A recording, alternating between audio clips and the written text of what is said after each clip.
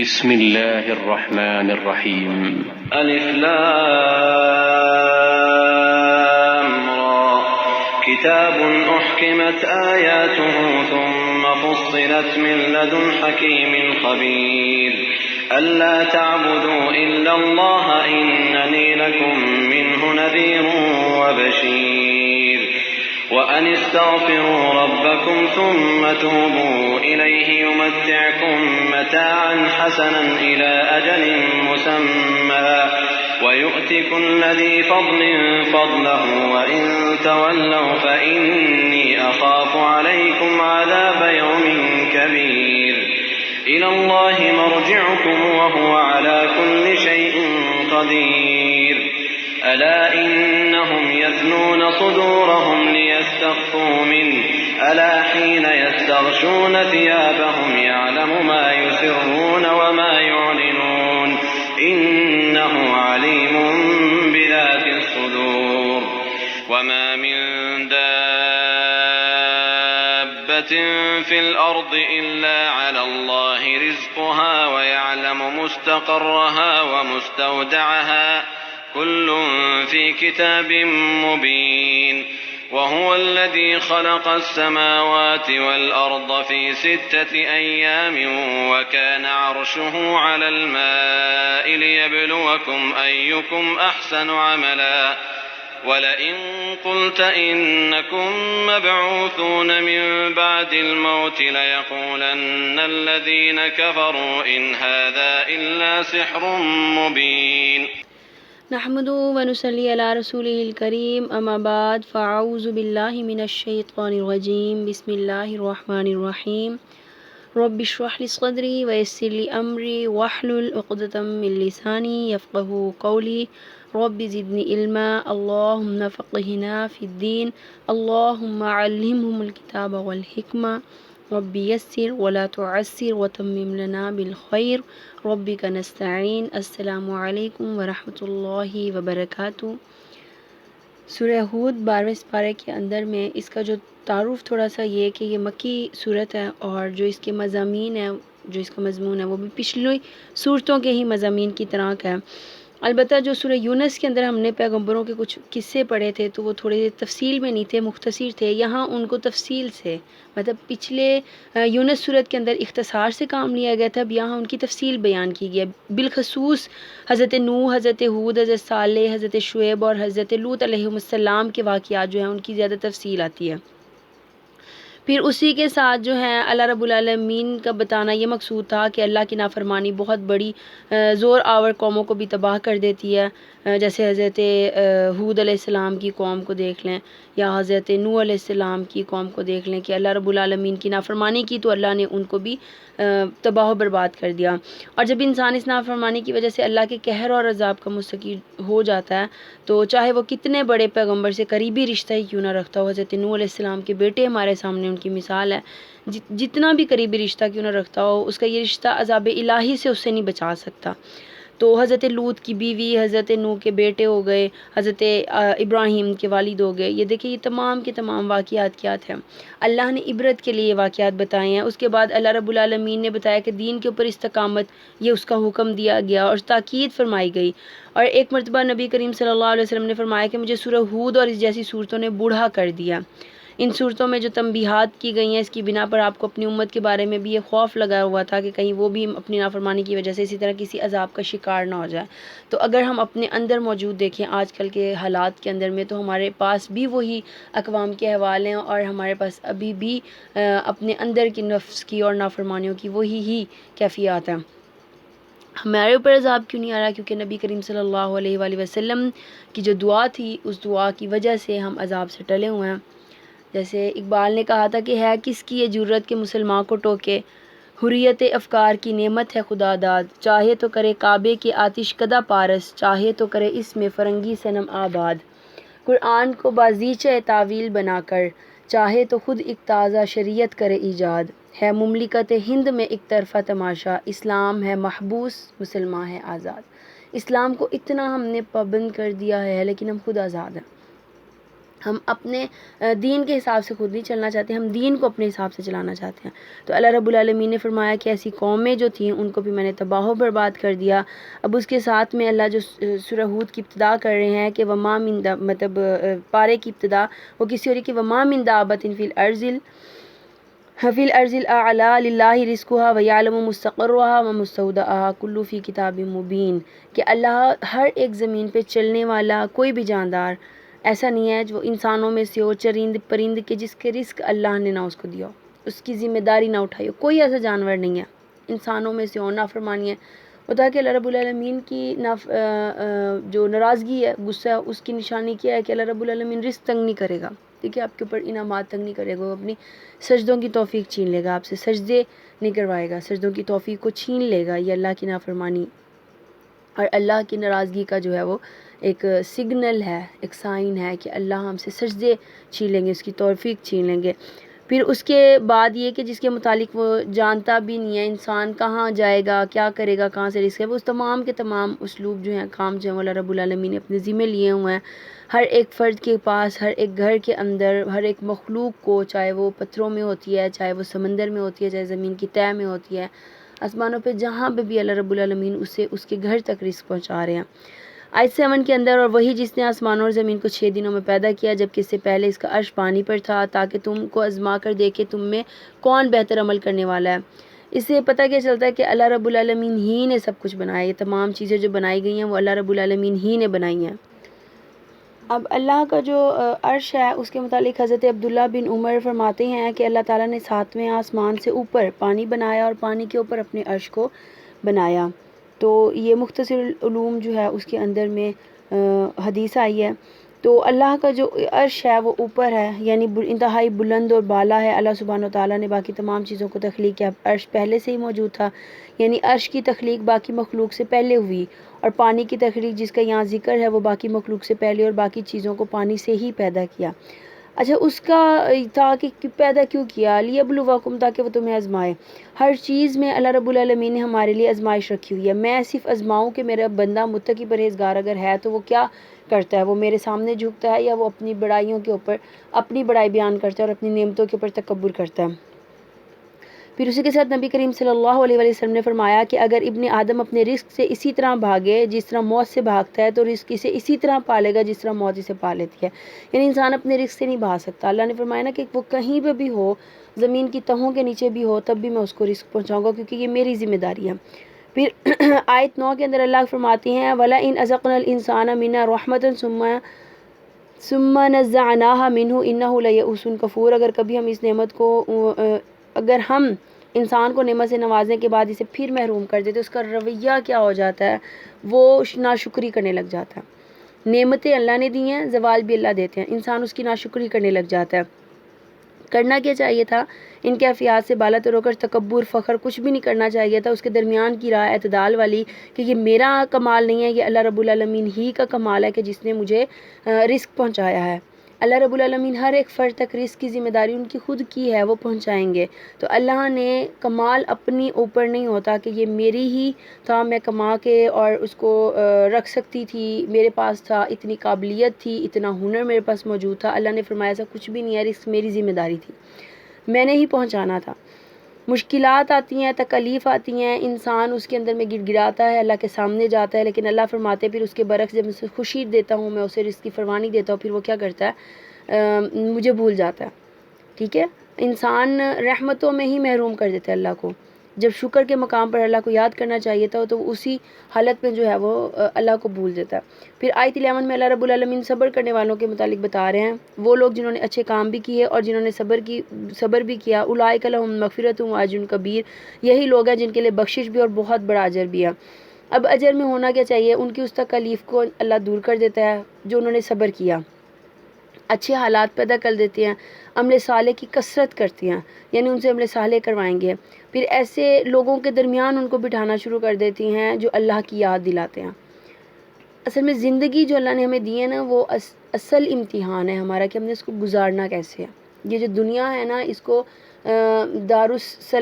اسلامتی کا ہے، ٹھیک ہے، ہم نے اس کی طرف جانا ہے، اللہ رب العالمین کی طرف، لیکن اسے دارالامتحان کہا گیا۔ سلام یہ دنیا ہے، اس کے اندر میں ہم نے 40 سال 50 60 70 100 سال تک ہم نے امتحان دینا ہے، پھر اس کے بعد ہم ایک سلامتی کے گھر کی طرف دارالسلام کی طرف رجوع کریں گے، ہم وہاں پہ جائیں گے۔ تو اللہ دنیا میں آزمائش ڈالیں گے، آزمائیں گے، ہر طرف سے آزمائیں گے، یعنی کہ کسی ایک سائڈ سے، نعمتوں کے زوال سے، نعمتوں کی کثرت سے، اولادوں سے، مال سے۔ اللہ فرماتے ہیں جو چیز تمہیں محبوب ہے میں ان چیزوں سے تمہیں آزماؤں گا، ان کو دے کر بھی آزماؤں گا، ان کو چھین کر بھی آزماؤں گا۔ اب انسان کا رویہ کیا ہونا چاہیے کہ وہ ان تمام آزمائشوں پہ پورا اترے، اور متقی پرہیزگار یہی کرتے ہیں۔ اللہ کی جو بھی، جیسے حضرت یعقوب علیہ السلام کا آیا تھا، آگے جا کے سورہ یوسف کے اندر ہم ان کا پڑھیں گے کہ انہوں نے کہا تھا جو بھی میری طرف آ رہی ہے، جو بھی وہ اللہ کی طرف سے، تو میرے لیے صبر ہی بہتر ہے۔ تو ہر حال میں اللہ رب العالمین کی جانب سے جو بھی ملتی ہے، آزمائش ہو، مصائب ہو، تکلیف ہو، اس کے اوپر صبر کرنا چاہیے، اور مدد اور رجوع صرف اللہ رب العالمین سے کرنی چاہیے۔ پھر اس کے ساتھ اللہ 14 آیت میں کہہ رہے ہیں اب اگر وہ تمہارے معبود تمہاری مدد کو نہیں پہنچے تو جان لو کہ یہ اللہ کے علم سے نازل ہوا۔ دوسری بار یہ آیت آ رہی ہے قرآن مجید کے اندر میں کہ یہ قرآن اللہ کے علم سے نازل ہوا ہے، اس کے اندر کسی کا کوئی کمال نہیں ہے۔ نعوذ باللہ، نبی کریم صلی اللہ علیہ وسلم کو جادوگر نہیں تھے، آپ مجنون نہیں تھے، آپ کے اوپر شیطان حلقہ نہیں کرتا تھا، آپ کو ایسے بھولے بھٹکے نہیں تھے، آپ کے اوپر جبرائیل امین آتے تھے اور وہ اللہ کا کلام پیش کرتے تھے، اور یہ اللہ ہی جبرائیل امین کو دے کر بھیجتے تھے۔ تو پہلے بھی گزرا کہ یہ کلام میرا ہی ہے، میں نے اس کی حفاظت کی ذمہ داری لی ہوئی ہے، اب بھی اللہ فرما رہے ہیں کہ جو تمہارے پاس پہنچ گیا یہ میرے علم سے نازل ہوا ہے،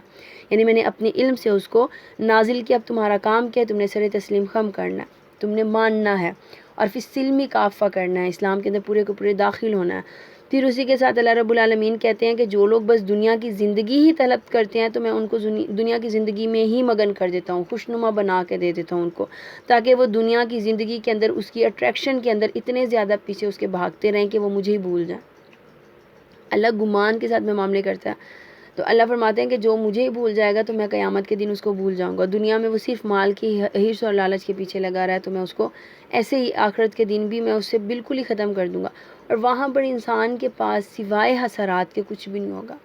وہ کہے گا اللہ مجھے ایک موقع دے دیں میں واپس پلٹ جاؤں، اللہ مجھے ایک موقع دے دیں، میں آپ کے پاس زمین بھر سونا لے کے۔ اللہ کہتے ہیں اب کوئی بھی چیز تمہاری فائدہ نہیں دے گی۔ پھر وہاں پہ انسان اپنے اعمال کو دیکھے گا، کاش زمین پھٹے اور میں اس کے اندر میں چلا جاؤں، میں گم ہو جاؤں، کوئی مجھے پہچان نہ سکے کہ یہ کیا میں نے کر دیا، خسارہ اپنے لیے خود خریدا میں نے۔ اسی کے ساتھ اللہ رب العالمین فرماتے ہیں بھلا وہ شخص جو اپنے رب کی طرف سے ایک صاف شہادت رکھتا ہے، اس کے بعد ایک گواہ بھی پروردگار کی طرف سے شہادت کی تائید میں آ گیا، اور پہلے موسیٰ کی کتاب رہنما اور رحمت کے طور پر آئی ہوئی تھی، موجود تھی، کیا وہ بھی دنیا پرستوں کی طرح انکار کر سکتا ہے؟ یعنی ایسے لوگ تو اس پر ایمان ہی لائیں گے، اور انسانی گروہ میں سے کوئی اس کا انکار کرے تو اس کے لیے جس کا وعدہ ہے وہ دوزخ ہے۔ پس اے پیغمبر آپ اس چیز کی طرف سے کسی شک میں نہ پڑنا، یہ حق ہے تمہارے رب کی طرف سے، مگر اکثر لوگ اس کو نہیں مانتے۔ اب اس میں ہوا کیا کہ ایک شخص کے پاس، یعنی حضرت موسیٰ کے پاس بھی تو کتاب آئی تھی، حضرت موسیٰ کے پیروکاروں نے بھی تو اس کو جھٹلا دیا، تو اے محمد آپ کے پاس بھی کتاب آئی، آپ نے صرف اس کا پہلے بھی بتایا مبلغ بنا کے بھیجے گئے تھے، مقرر بنا کے نہیں بھیجے گئے۔ مبلغ ہیں، تبلیغ دینا ہے، کوئی بھی فرد ہے جو دین کی دعوت الخیر کر رہا ہے، دعوت الحق کی طرف بلا رہا ہے، دین کی طرف بلا رہا ہے، اس کو صرف بلانا ہے، جبرن نہیں۔ جبرن ہم کسی کو بھی عبادات کے لیے مخصوص نہیں کر سکتے، ہم کسی کو پابندیاں نہیں لگا سکتے۔ نبی کریم صلی اللہ علیہ وسلم کو بھی اللہ نے یہی فرمایا بار بار۔ اب جیسے حدیث تھی نا کہ سورہ ہود اور جیسی اور صورتوں نے مجھے بوڑھا کر دیا، وہ خوف زدہ تھے اپنی امت کے لیے، اپنی امت کے اوپر آنے والے عذاب سے۔ تو عذاب تو نہیں آیا، لیکن امت کے اندر میں کتنی اور چیزیں پیدا ہو گئی ہیں۔ تو تصور کریں کہ اللہ رب العالمین کا جو ہے فضل ہے ابھی تک کہ ہم بچے ہوئے ہیں، ورنہ ہمارا جو حال ہے وہ ہم بدترین قوموں والا۔ ان کو تو ایک ایک عذاب آیا تھا کیونکہ انہوں نے ایک ایک گناہ کیا تھا۔ حضرت صالح کی قوم جو ہے وہ ناپ تول میں کمی کرتی تھی، شعیب علیہ السلام کی قوم، اور اس کے بعد حضرت صالح کی قوم مطلب اونٹنی کی کوچیں کاٹ دیں، راہزنی کیا کرتے تھے۔ اس کے بعد قومیں جو ہیں وہ تکبر کرتی تھیں۔ نعمتیں قوم سبا کو دیکھ لیں، بہت نعمتیں تھیں، ان کے باغات لدے ہوئے ہوتے تھے، اور اس کے بعد میں انہوں نے اللہ کی راہ میں خرچ نہیں کیا، صرف نہ خرچ کرنے کی وجہ سے ان کو تباہ کر دیا، دنیا میں نام و نشان مٹا دیا۔ تو اللہ فرماتے ہیں یہ قوم عاد، قوم سمود اتنی طاقتور قومیں تھیں کہ پہاڑوں کو تراش تراش کے گھر بنا لیا کرتی تھی، لیکن اللہ نے ان کو ایک چیخ سے، ایک چنگھار سے ہی بالکل اس طرح کر دیا جیسے وہ کٹی ہوئی فصلیں ہوتی ہیں۔ تو اللہ رب العالمین فرماتے ہیں اگر میں اتنی بڑی بڑی قوموں کو تباہ کر سکتا ہوں تو ہم تو اللہ کے لیے واقعی کچھ نہیں ہیں۔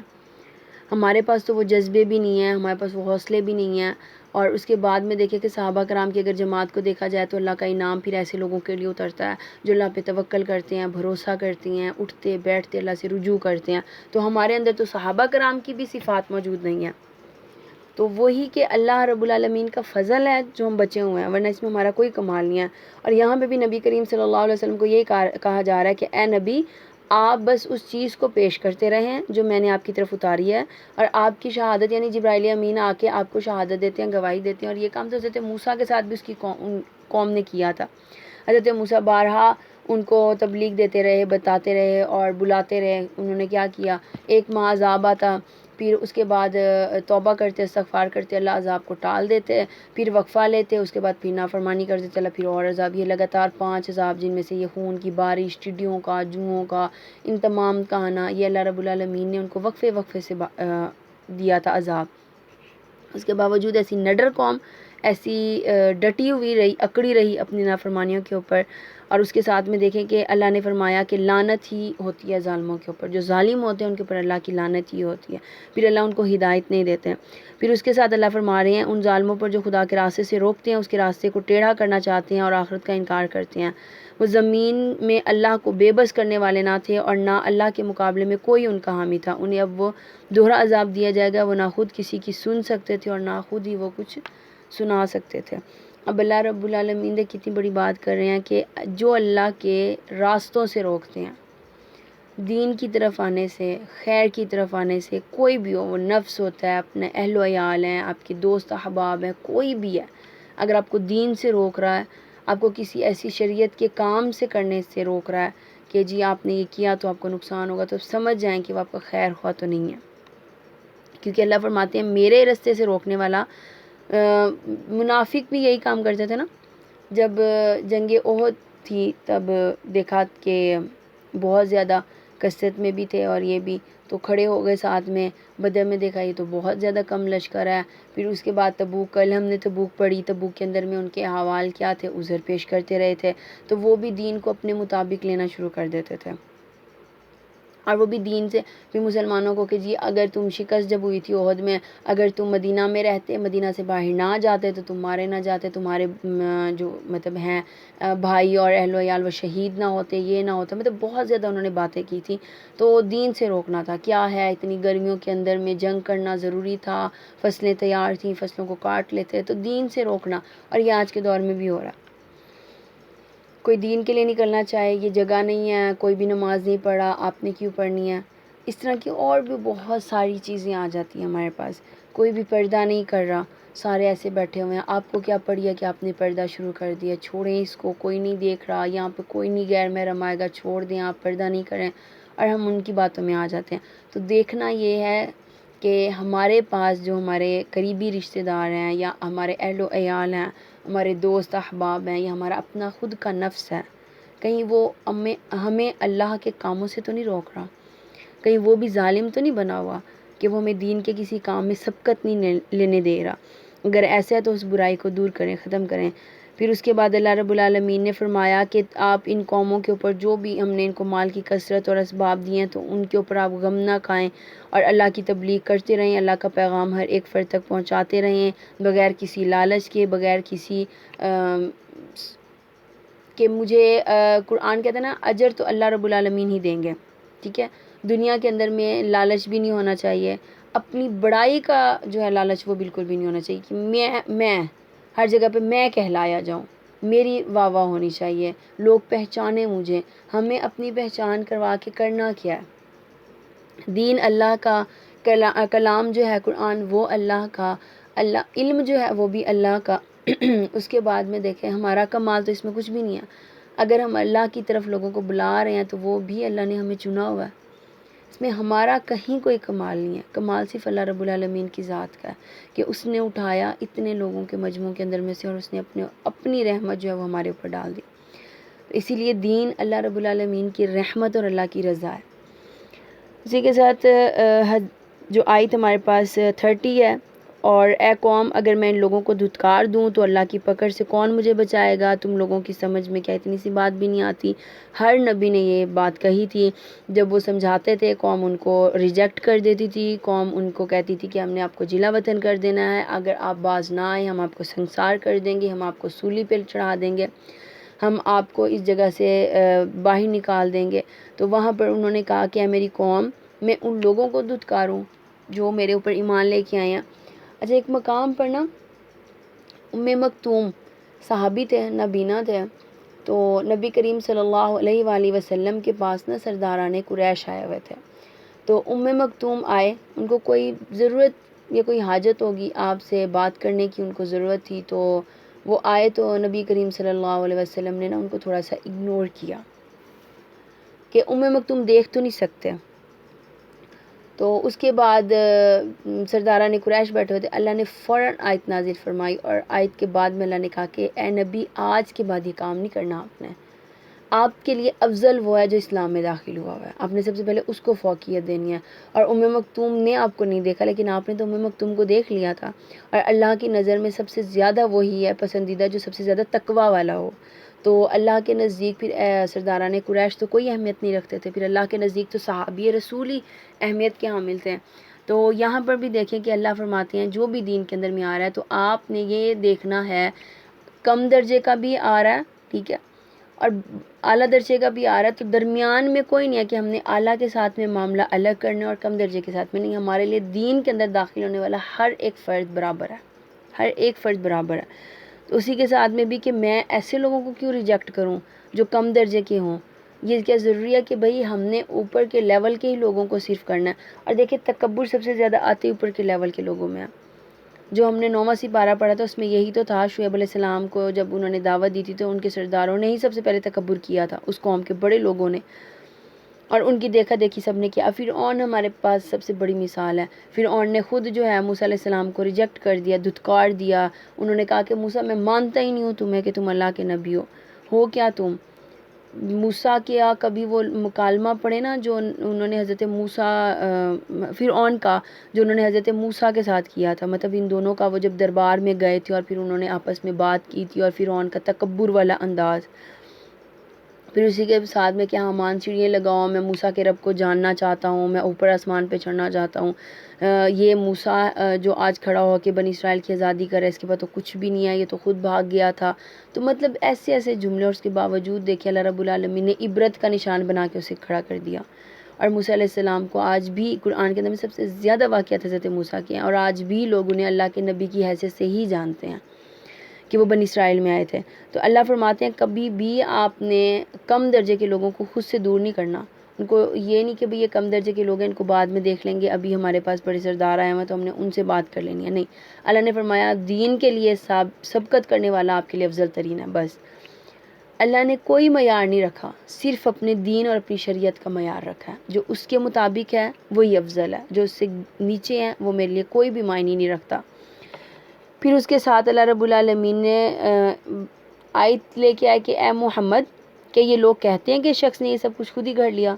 اب مخاطب نبی کریم صلی اللہ علیہ وسلم کو کیا گیا، اور ساتھ میں کہا کہ یہ لوگ یعنی اہل مکہ یہ کہتے ہیں کہ یہ کلام تم نے خود گھڑ لیا۔ اس کے بعد اللہ کیا کہہ رہے ہیں، ان سے کہو اگر میں نے یہ خود گھڑایا ہے تو مجھ پر اپنے جرم کی ذمہ داری ہے، اور جو جرم تم کر رہے ہو اس کی ذمہ داری سے میں بری ذمہ ہوں۔ اگر یہ کلام میں گھڑ کے لایا ہوں تو اس کا وبال تو مجھ پر پڑے گا نا، تم میری بات کو مان تو لو، اور جو بات تم میری نہیں مان رہے ہو تو اس کا وبال تمہارے اوپر پڑے گا، میرے اوپر نہیں پڑے گا۔ یعنی میں تمہیں اللہ کا پیغام پہنچا رہا ہوں اور تم انکار کر رہے ہو، تو جو کچھ تم کر رہے ہو پھر اس کے ذمہ دار تم خود ہی ہوگے۔ پھر نوح علیہ السلام کی بات آ رہی ہے کہ اللہ نے فرمایا میں نے ان کی طرف وحی کی، پھر اس کے اوپر انہوں نے کشتی بنائی، کشتی بنانے کے بعد 80 لوگ حضرت نوح کے ساتھ ایمان لے کے آئے تھے، پھر کشتی میں سوار ہوئے، جودی پہاڑ پر وہ کشتی رکی، ان کے بیٹے درمیان میں آئے اور انہوں نے کہا کہ بیٹے میرے پاس آ جاؤ، تو اس نے کہا کہ مجھے یہ پہاڑ پناہ دے گا، تو ایک موج آئی اور بیٹے کو بہا کے لے گئی، تو اللہ سے انہوں نے شکوہ کیا، اللہ رب العالمین نے فرمایا کہ اے نوح مجھ سے شکوہ نہیں کرو، کیونکہ میں نے آپ سے وعدہ صرف ان لوگوں کا کیا تھا جو ایمان لانے والے تھے، کافروں کے لیے میں نے کوئی وعدہ نہیں کیا تھا۔ پھر اسی کے ساتھ اللہ رب العالمین اس واقعے کے بات کر رہے ہیں کہ جب وہ کشتی پلٹی تھی، یعنی وہ جودی کے اوپر ٹھہر گئی تھی، تو اس سے جو لوگ اترے تھے وہ سارے کے سارے متقی پرہیزگار تھے، دنیا سر نو شروع ہوئی تھی حضرت نوح علیہ السلام کی اس قوم کے عذاب کے بعد میں، لیکن دیکھیں پھر وہی 80 لوگ جو اس وقت متقی پرہیزگار تھے، ان کی آنے والی نسلیں اللہ کی نافرمان نکلی، پھر وہی دوبارہ سے بت پرستی، پھر وہی الہ، پھر وہی معبود، پھر وہی اللہ رب العالمین کی نافرمانی، انبیاء کا قتل، انبیاء کی ناشکری، وہی 80 لوگ تھے۔ تو اللہ یہی کہتے ہیں نا کہ میں پلٹا پلٹا کے اپنی آیات دیتا ہوں تاکہ تم تھوڑی سی تو نصیحت حاصل کر سکو۔ تو اس کے ساتھ اللہ کہتے ہیں جو ظالم قومیں ہوتی ہیں ان کو جو ہے میں کبھی بھی رخصت نہیں دیتا، وہ رجوع بھی نہیں کرتی اور میں ان کو رخصت بھی نہیں دیتا، ان کو میں ہمیشہ تباہ و برباد کر دیتا ہوں، اور اگر نبی کے ساتھ میں ان کے اہل و عیال بھی ہوں تب بھی میں ان کو عذاب ہی دوں گا کیونکہ وہ عذاب کے مستحق ہیں۔ پھر اس کے بعد اللہ فرما رہے ہیں 49 آیت میں کہ اے محمد یہ غیب کی خبریں ہیں جو ہم تمہاری طرف وحی کر رہے ہیں، اس سے پہلے نہ آپ ان کو جانتے تھے اور نہ آپ کی قوم، بس صبر کریں اور انجام کار متقیوں ہی کے حق میں ہوگا۔ یعنی اب جو آپ کے اوپر وہ الزام تراشیاں کر رہے ہیں اہل مکہ، آپ اس کے اوپر صبر کر لیجئے کہ متقی لوگوں کے ہی حق میں انجام ہوتا ہے، یعنی فیصلے متقی لوگوں کے لیے ہوتے ہیں۔ پھر عاد کی طرف ان کے بھائی ہود علیہ السلام کو بھیجا، پھر انہوں نے بھی یہی کہا کہ قال یا قوم اعبدوا اللہ، اے میری قوم اللہ کی عبادت کرو، ٹھیک ہے، میرے بھائی اللہ کی عبادت کرو۔ اب بلانے کا طریقہ دیکھیں کہ ان کو مخاطب کیا محبت کے ساتھ میں، اور دعوت ایک ہی تھی تمام انبیاء کی، یا قوم اعبدوا اللہ، اللہ کی عبادت کرو، اے میری قوم اللہ کی عبادت کرو۔ پھر اسی کے ساتھ میں اللہ رب العالمین نے فرمایا کہ جو معبود لے کے آتے ہیں یہ معبود ان کو کچھ بھی نہیں کر سکتے، بلکہ ان کو کیسی مار پڑی گئی کہ انہوں نے معبود بنا لیے اللہ کے ساتھ میں۔ ہود علیہ السلام نے کہا میں اللہ کی شہادت پیش کرتا ہوں، تم گواہ ہو کہ جو کچھ بھی تم اللہ کے ساتھ شریک ٹھہرا رہے ہو میں اس تمام چیزوں سے بیزار ہو گیا ہوں، میرا بھروسہ اللہ رب العالمین کے اوپر ہے جو میرا رب بھی ہے اور تمہارا رب بھی ہے۔ پھر اس کے بعد انہوں نے کہا کوئی ایسا جاندار نہیں ہے جس کی چوٹی اس کے ہاتھ میں نہ ہو، جس کی پیشانی کے بال اس کے ہاتھ میں نہ ہو، سب اس کے قبضے قدرت میں موجود ہے۔ ان ربی علی صراط مستقیم، بے شک میرا رب سیدھے راستے پر ہے۔ اس سے ملتی جلتی دعا جو ہے نا اس کے اندر میں جب وہ پیشانی کے بال اللہ کے ہاتھ میں ہونے کا، تو اللہم انی عبدک وابن عبدک وابن امتک ناصیتی ببدک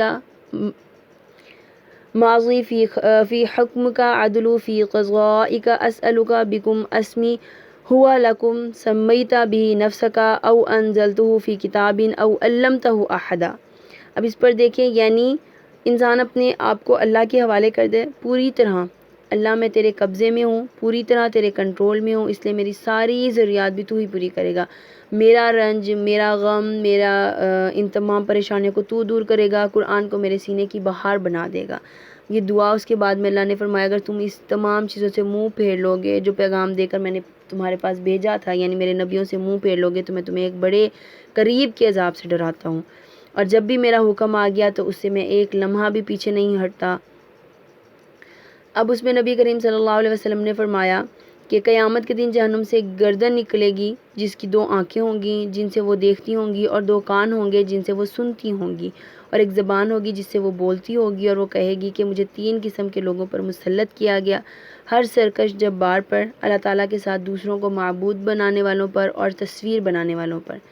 یعنی ہاتھ سے جاندار کی شکل اسکیچ وغیرہ بنانا، درختوں کی، پہاڑوں کی، پتھروں کی، پھولوں کی تو بے شک آپ جتنی بھی بنائیں لیکن کسی بھی جاندار کی ہاتھ سے نہیں بنانی۔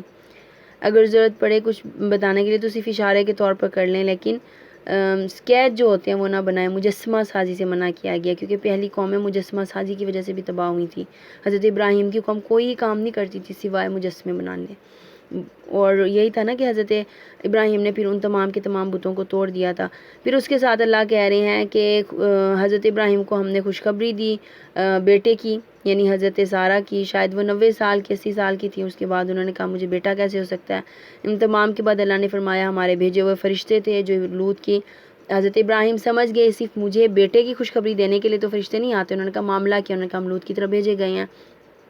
اللہ نے کہا ہم نے لوط کی طرف بھیجا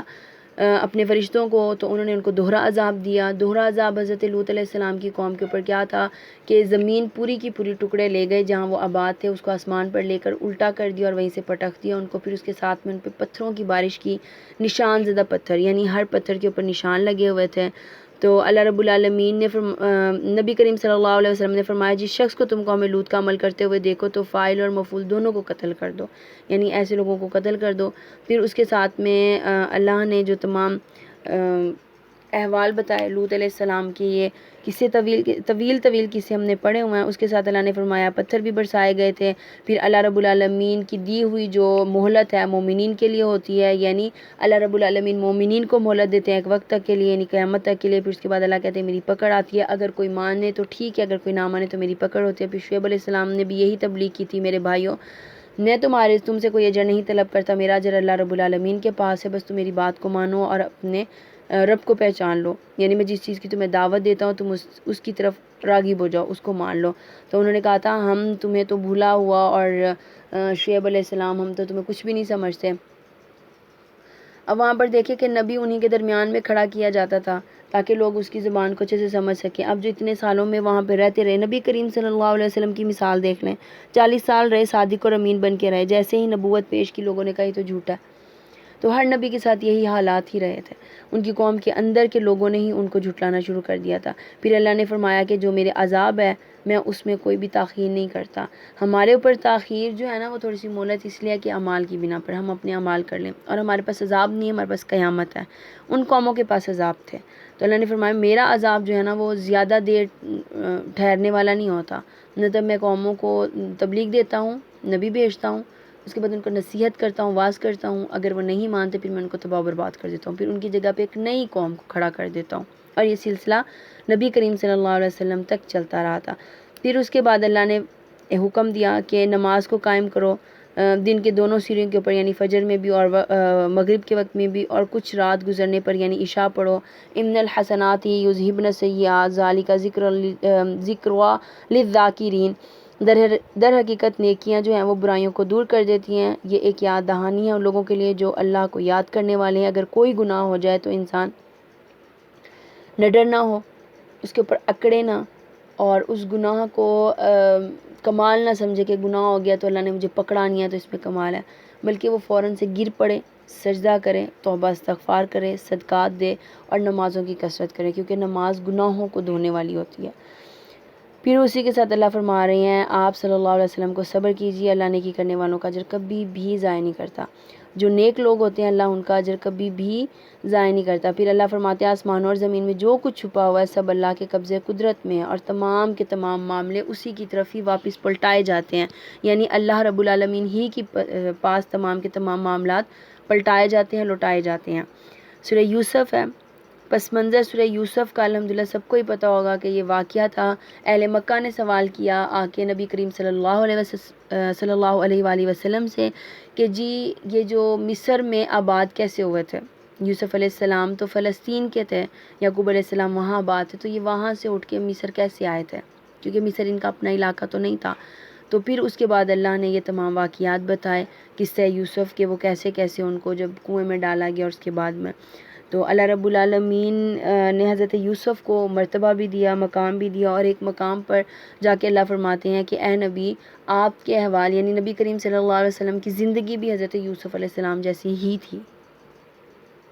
اعوذ باللہ من الشیطان الرجیم، بسم اللہ الرحمن الرحیم۔ الف لام را تلك آیات الكتاب المبین إنا أنزلناه قرآنا عربيا لعلكم تعقلون نحن نقص عليك أحسن القصص بما أوحينا إليك هذا القرآن وإن كنت من قبله لمن الغافلين إذ قال يوسف لأبيه يا أبت إني رأيت 11 كوكبا والشمس والقمر رأيتهم لي ساجدين قال يا بني لا تقصص رؤياك على إخوتك فيكيدوا لك كيدا إن الشيطان للإنسان عدو مبين۔ بسم اللہ الرحمن الرحیم۔ یوسف علیہ السلام کا جو قصہ ہے نا اس کو احسن قصص کہا گیا، یعنی قصوں میں بہترین قصہ، اور اس کے ساتھ میں دیکھیں تمام قوموں کے واقعات اور احوال تھوڑے تھوڑے سے بتائے گئے ہیں، یعنی مختصر سے، لیکن یہ سورہ یوسف کے اندر مفصل تفصیل کے ساتھ پورے کا پورا واقعہ، پورے کا پورا قصہ یوسف بیان کر دیا، یعنی ایک سٹوری بتا دی گئی ہے کہ حضرت یعقوب علیہ السلام اور ان کے جو بیٹے تھے وہ فلسطین میں مقیم تھے، پھر ان کے بیٹوں نے تدبیر کی، حضرت یوسف کو کنویں میں ڈالا، وہاں سے ایک قافلہ آیا اور اس نے حضرت یوسف کو اٹھایا اور اٹھانے کے بعد مصر کے بازار میں فروخت کر دیا۔ عزیز مصر نے ان کو خریدا اور اپنے گھر میں پرورش کی، پھر زلیخا کی بدفعلی کہ اس نے ان سے غلط کام کرنا چاہا، پھر ان کو حضرت یوسف کو جو ہے وہ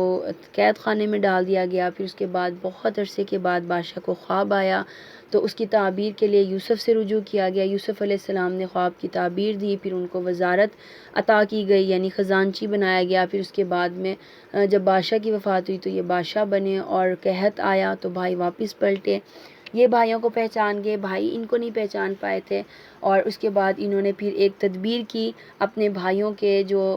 سامان تھا جو ان کو غلہ دیا گیا تو اس کے اندر میں ان کی تمام جمع پونجی واپس رکھ دی گئی تھی تاکہ وہ گھر جائیں اور گھر جا کر اس کو دیکھیں تو وہ دوبارہ واپس آئیں، اور ساتھ میں انہوں نے فورس کیا تھا کہ اپنے اس بھائی کو بھی لے کے آنا جو گھر پہ ہے، ایک اونٹ کا اضافہ بھی ہو جائے گا اور ایک غلہ جو ہے نا ایک اونٹ کا وہ تمہیں زیادہ مل جائے گا۔ تو اس طرح ان کے بھائی گئے حضرت یعقوب کے پاس، بنیامین کی اجازت طلب کی، بنیامین کو بھیجا گیا، حضرت یوسف نے بنیامین کو بتایا میں تمہارا بھائی یوسف ہوں، اس کے بعد پھر دوبارہ سے ایک ایسی تدبیر اور بنیامین کے جو سامان تھا اس کے اندر میں ایک اپنا پیالہ رکھ دیا گیا بادشاہ کا، پھر سوال کیا گیا کہ بھئی چور جو ہے اس کی سزا، تو وہاں پر یہ تھا کہ حضرت یوسف کو فلسطین کی قانون کے حساب سے بھی سزا پتہ تھی اور مصر کے قانون کے حساب سے بھی، تو وہاں انہوں نے کہا کہ تم مجھے یہ بتاؤ کہ تمہارے ملک میں کون سی سزا ہے، تو انہوں نے کہا کہ ہمارے ملک میں جو چور چوری کرتا ہے اسی کو ہی رکھ لیا جاتا ہے، یعنی چور کو ہی رکھ دیا جاتا ہے۔ حضرت یوسف نے ایسے بنیامین کو رکھا، پھر کرتا اپنا مبارک دیا کہ جائیں اور یعقوب کے چہرے پر ڈالیے گا، تو وہاں پر حضرت یعقوب علیہ السلام کو جب دوسرے بیٹے کی بھی پتہ چلی اور یوسف کا بھی، تو انہوں نے کہا جائیں ڈھونڈیں ان کو، تلاش کریں، تو اس کے بعد جب کرتا ڈالا گیا تو ان کی بینائی بالکل ٹھیک ہوگی، تو اس طرح سے وہ اپنے اہل و عیال کے ساتھ مصر میں آئے جہاں پر یہ شروع کیا آیات ہے کہ ان کے لیے سورج چاند اور ستارے جو ہیں وہ سجدہ کر رہے ہیں، تو یہ تخت کے اوپر برجمان تھے، حضرت یوسف علیہ السلام اور بھائیوں نے ان کو سجدہ کیا تھا، وہ سجدہ تعظیمی کہلاتا ہے، یعنی عبادت کا سجدہ نہیں تھا، تعظیماً جو بادشاہ کے سامنے جھکا جاتا تھا یہ وہ سجدہ تھا۔ تو وہاں سے مصر کے اندر آباد ہونا شروع ہوئے تھے، یعنی بنی اسرائیل، حضرت یعقوب علیہ السلام کا لقب ہے بنی اسرائیل، تو بنی اسرائیل جو قوم تھی یعنی حضرت یعقوب کے 12 بیٹے اپنی اہل و عیال کے ساتھ مصر میں آ کے آباد ہوئے، پھر بہت عرصہ رہے، پھر اس کے بعد بنیامین نبوت پہ فائز ہوئے اور آہستہ آہستہ پھر وہ مغلوب ہوتے گئے، مغلوب ہونے کے بعد فرعون ان کے اوپر مسلط ہوا، تو یہ مصر کے اندر بنی اسرائیل ایسے پہنچی تھی۔ اس تمام کے بعد اللہ رب العالمین فرما رہے ہیں کہ میرا جو بندہ تھا یعنی یوسف علیہ السلام وہ اللہ کی جانب سے رجوع کرنے والے تھے۔ اب اس پر دیکھیں یوسف علیہ السلام بچے تھے جب کنویں میں ڈالے گئے، وہاں سے نکلے، بازار میں بیچے گئے اور اس کے بعد ایک ایسے گھر میں پلے جس کے بارے میں کچھ بھی نہیں جانتے تھے، پھر وہاں سے نکل کے قید خانے میں چلے گئے جہاں کوئی بھی نہیں تھا اپنا، اور وہاں پر رہے، وہاں رہنے کے بعد اللہ نے ان کو نوازا، تکالیف برداشت کی، انہوں نے مصائب برداشت کی، گھر سے دوری برداشت کی، لیکن اس کے بعد اللہ رب العالمین نے ان کو جو انعامات دیے تھے سیم یہی احوال نبی کریم صلی اللہ علیہ وسلم کے ہیں۔ مصر فلسطین سے ان کے بھائیوں نے ان کو نکالا تھا، یوسف علیہ السلام کو، مکہ سے اہل مکہ نے، ان کے چچا اور جو باقی ان کے قبیلے والے تھے نبی کریم صلی اللہ علیہ وسلم کو انہوں نے نکالا تھا۔ پھر اس کے بعد مصائب مشکلات یوسف علیہ السلام نے بھی جھیلی، نبی کریم صلی اللہ علیہ وسلم نے بھی، شب ابی طالب کے اندر بھوکے پیاسے بھی رہے، غم بھی آیا ان کو، 13 سال وہاں پر زندگی بسر کی، اس کے بعد ہجرت کی، تو ہجرت کے بعد اللہ نے ان کو بہت زیادہ نوازا، تو یوسف علیہ السلام نے بھی ہجرت کی تھی، ہجرت کرنے کے بعد اللہ نے ان کو نوازا تھا، تو حضرت یوسف قید میں تھے یعنی قید خانے میں، اور نبی کریم صلی اللہ علیہ وسلم شب ابی طالب میں محصور تھے، تو یہ احوال دونوں کے مجھے جب بھی میں پڑھتی ہوں حضرت یوسف علیہ السلام کا قصہ تو مجھے نبی کریم صلی اللہ علیہ وسلم کی زندگی جو وہ گردش کرنے لگتی ہے کہ بالکل ایسے ہی تھے۔ بسم اللہ الرحمن الرحیم، شروع اللہ کے نام سے جو بڑا مہربان نہایت رحم کرنے والا ہے۔ یہ اس کتاب کی آیات ہیں جو اپنا مدعا خود صاف صاف بیان کرتی ہے۔ ہم نے اسے نازل کیا ہے قرآن بنا کر عربی زبان میں تاکہ تم اہل عرب اس کو اچھی طرح سمجھ سکو۔ اے محمد، ہم اس قرآن کو تمہاری طرف وحی کر کے بہترین قصوں میں واقعات اور حقائق تم سے بیان کرتے ہیں، ورنہ اس سے پہلے تو ان چیزوں سے تم بالکل ہی بے خبر تھے۔ تو اس کے بعد حضرت یوسف کا جب انہوں نے اپنا خواب اپنے ابا جان کو سنایا کہ مجھے جو ہے وہ ستارے اور سورج چاند سجدہ کر رہے ہیں، تو انہوں نے کہا تھا میرے بیٹے اس خواب کو اپنے بھائیوں سے مت بیان کرنا کہ وہ تمہارے دشمن نہ ہو جائیں اور شیطان کی وسوسوں اور ساہٹوں میں نہ آ جائیں، کیونکہ شیطان انسان کا کھلا دشمن ہے۔ پھر اس کے ساتھ میں دیکھیں کہ جو انبیاء کے خواب ہوتے ہیں، کیونکہ حضرت یوسف کو خواب آیا تھا تو حضرت یعقوب سمجھ گئے تھے، انبیاء کے خواب جو ہیں وہ 45واں حصہ نبوت کے جز میں سے ہوتا ہے، یعنی ان کو جتنی بھی بشارتیں دی جاتی ہیں ان میں سے 45واں حصہ وہ جز ہوتا ہے اس کا جو وحی کی جاتی ہے، یعنی خواب ہی ایک قسم کے انبیاء کے وحی ہوتے ہیں، وحی کی بشارتیں ہی ہوتی ہیں۔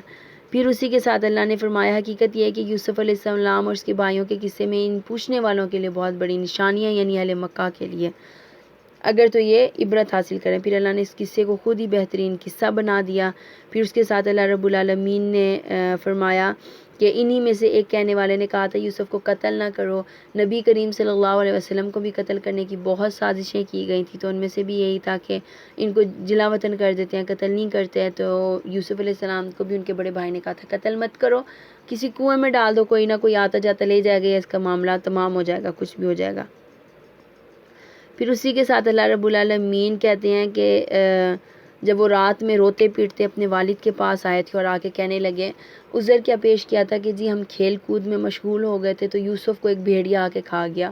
اب انہوں نے کیا کہ یوسف علیہ السلام کا جو کرتا تھا اس کے اوپر وہ کسی جانور کا خون مسلا اور وہ لے کر آ گئے۔ سوچنے کی بات یہ ہے حضرت یعقوب فوراً سمجھ گئے تھے کہ یہ جھوٹ بول رہے ہیں، کہ صحیح سالم اگر بھیڑیا نے کھانا تھا تو کرتا بھی نوچا جاتا، لیکن کرتے کے اوپر کوئی خراش، کوئی اسی خروش نہیں تھی، لیکن صرف خون تھا۔ تو وہ فوراً سمجھ گئے، انہوں نے کہا یہ تمہاری ہی چال ہے، تم لوگوں نے، تو میرے لیے اب صبر ہی اچھا ہے، یعنی میں اب اس کا وویلا کیا کروں، جو چیز میرے ہاتھوں سے جانی تھی وہ چلی گئی ہے، میرے لیے اب صبر ہی بہتر ہے، فصبر جمیل۔ پھر اس کے بعد میں دیکھے رو رو رو رو کے آنکھیں سفید ہو گئیں، ان کی بینائی چلی گئی صرف حضرت یوسف علیہ السلام کے غم میں۔ تو کہتے ہیں کہ جب کرتا مبارک دیا گیا تھا نا تو دور سے انہوں نے کہا کہ اپنے مطلب گھر والوں سے کہ اگر تم مجھے یہ نہ کہو کہ میں بھولا بھٹکا ہوں، یعنی مجھے غلط نہ کہو، تو آج مجھے یوسف کی خوشبو آ رہی ہے۔ تو ان کے گھر والوں نے کہا تھا آپ تو یوسف کے غم میں خود کو ہلاک ہی کر ڈالیں گے، یعنی آپ اتنا گھل گئے ہیں، آنکھیں چلی گئی ہیں آپ کی، اس کے باوجود بھی آپ کو یوسف کی یاد جو ہے نا وہ غافل نہیں کرتی۔ اور ایسا ہی ہوا کہ ان کو خوشبو ملی یوسف علیہ السلام کی، اور اس کے بعد انہوں نے جو ہے اس خوشبو کو پہچانا، ان کی بینائی واپس آئی، اور جب انہوں نے اپنے بیٹے کو دیکھا تو انہوں نے اس کے اوپر جو ہے وہ ان کی آنکھیں مطلب ٹھنڈی ہوئیں۔ تو یہ ایک واقعہ تھا یوسف علیہ السلام کا کہ اللہ رب العالمین نے ان کو مصر میں آباد کیسے کیا تھا۔ ایک چیز جو یوسف علیہ السلام کے قصے سے یا سورہ ہود سے ہمیں ملتی ہے وہ یہ کہ مصائب، مشکلات، تکالیف جتنی بھی اللہ رب العالمین دیں اس کا جو انجام ہوتا ہے وہ ہمیشہ اچھا ہوتا ہے، یعنی ان چیزوں سے اللہ دور کر دیں گے اور اس کا جو انجام ہوگا وہ اتنا خوبصورت ہوگا کہ انسان پھر اپنے غم اور تکالیف کو بھول جائے گا ان تمام چیزوں سے۔ اور دیکھیں یوسف علیہ السلام کا انجام کیسا تھا، تکالیف، پریشانیاں، مصائب سب بھول گئے، تخت پہ بیٹھے ہیں، بادشاہ بن گئے، والدین واپس مل گئے،